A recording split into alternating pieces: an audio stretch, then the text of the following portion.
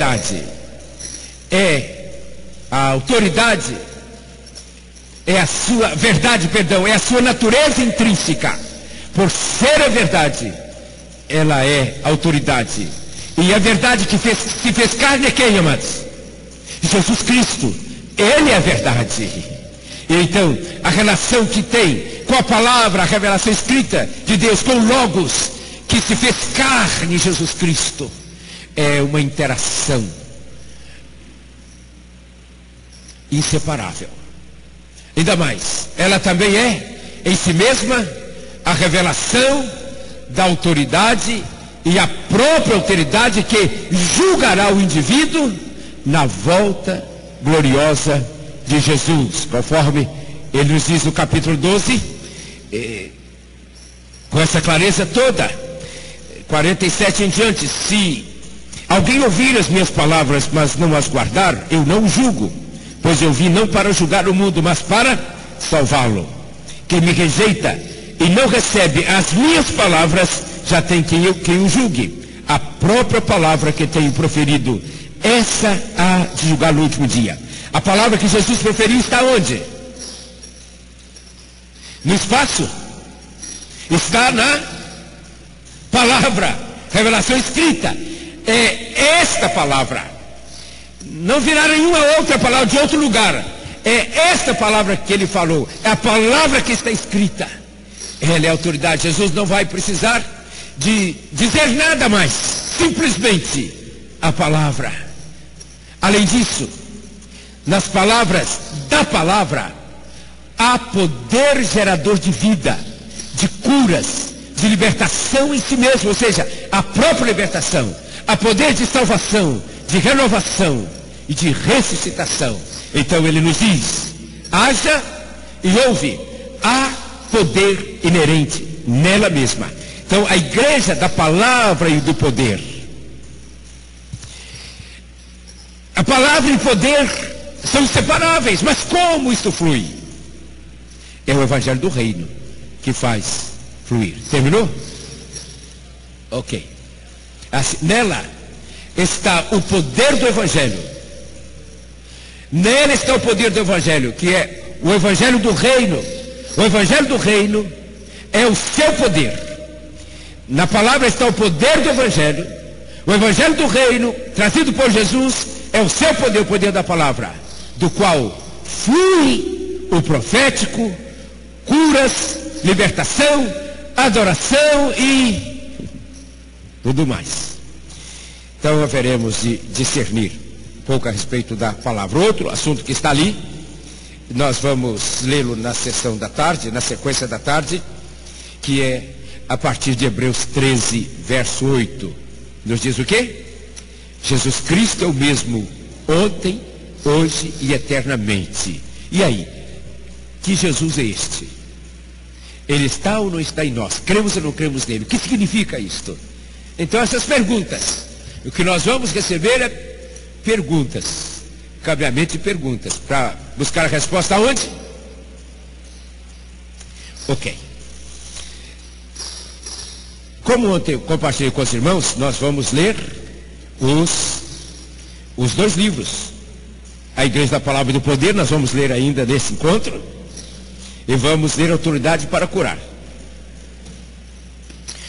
Como parte da ação prática da Autoridade para Curar, do Ministério de Cura, restaurado na igreja, que iremos nos situar também de maneira mais didática, todo mundo já sabe tudo isso.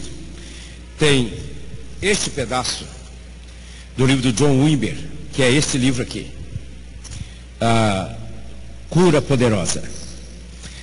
Infelizmente não está em português. Esse aqui é espanhol.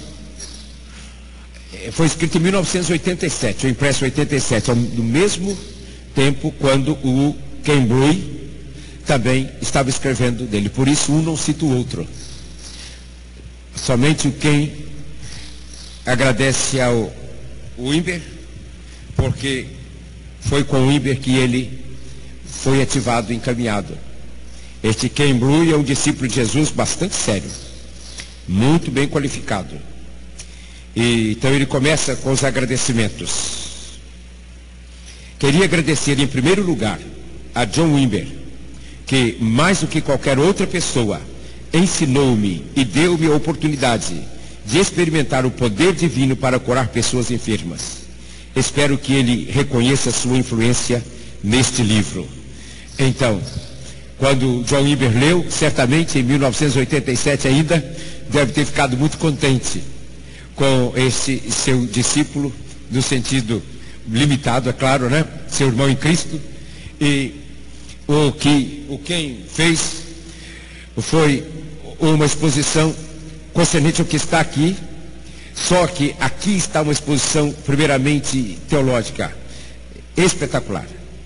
Eu vou ressaltar a diferença de conteúdo que é, para mim, preciosíssima, que está no Ken Blue e o que está aqui. Se eu pudesse, teríamos os dois em português.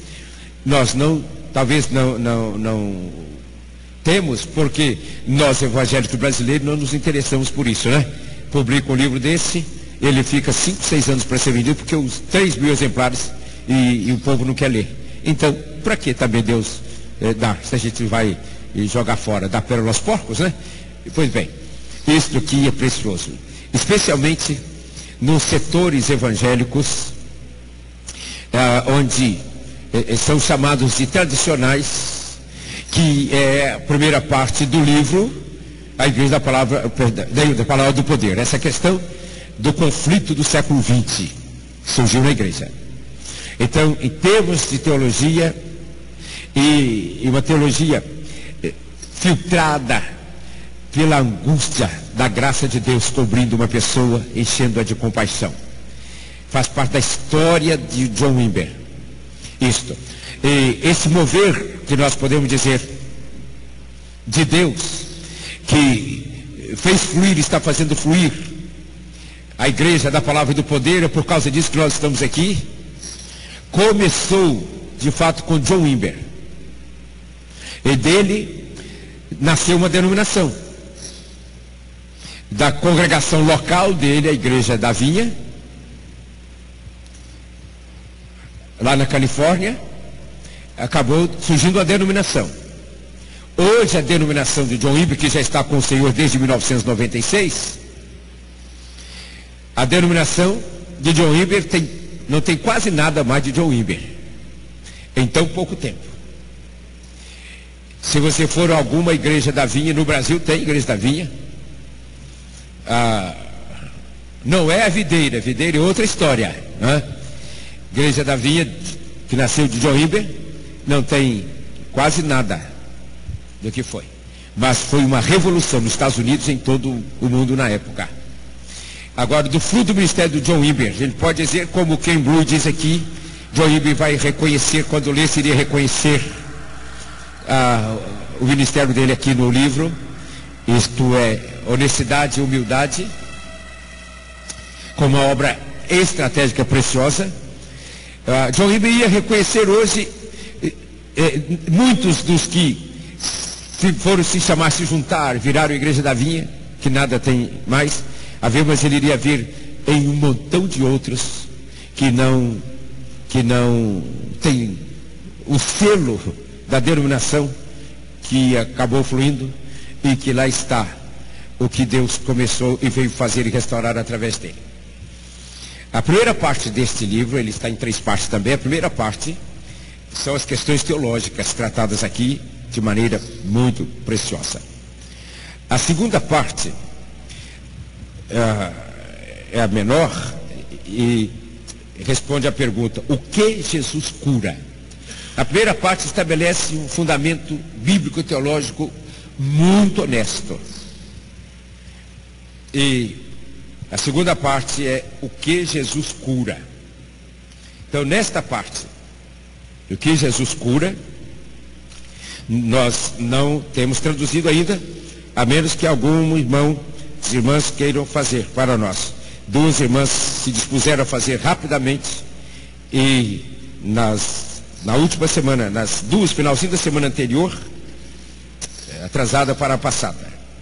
Então, essa segunda parte responde à pergunta: o que Jesus cura?